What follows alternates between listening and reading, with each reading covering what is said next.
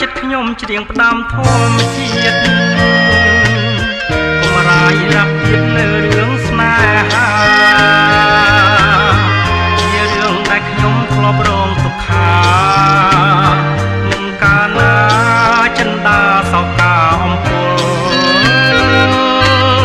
ទាំងភ្នែកខ្ញុំហូរជន់ចូលដួងចិត្តជាស្នាមវិបត្តិរែងគិតមិនយល់ស្នាងកសលឈុំរវល់ឈុំយល់ពីថ្ងៃនេះទេអធម្មជាតិហើយឆ្លងឆ្លើយចំឡើយមកសើ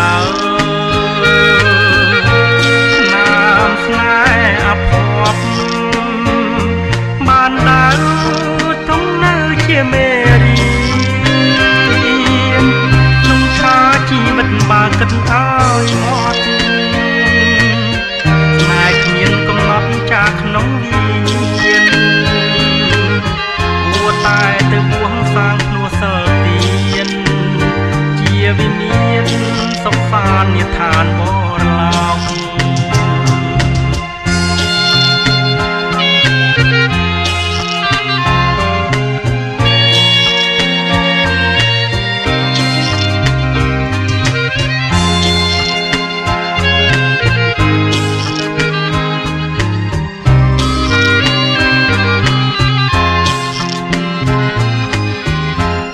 ចាចិត្តខ្ញុំច្រៀងផ្ដាំធម្មជាតិកុំរាយរាប់ទៀតនៅរឿងស្នេហាជារឿងដែលខ្ញុំធ្លាប់រងទុក្ខា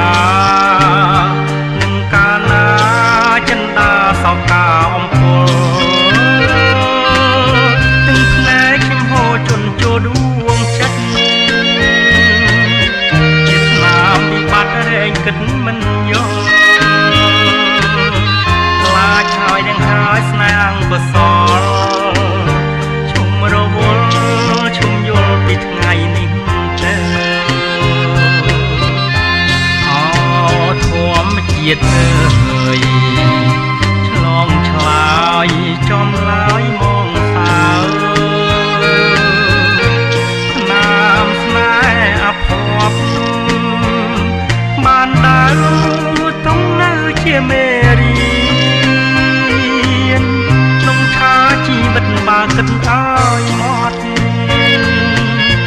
នេហ៍គ្មានកំណត់ចាក្នុងវិញ្ញាណគួរតែទៅបួងសាងភ្នួសិលទានជាវិមានសុខសាន្តនិឋានបរលោកជាវិមានសុខសាន្តនិឋានបរ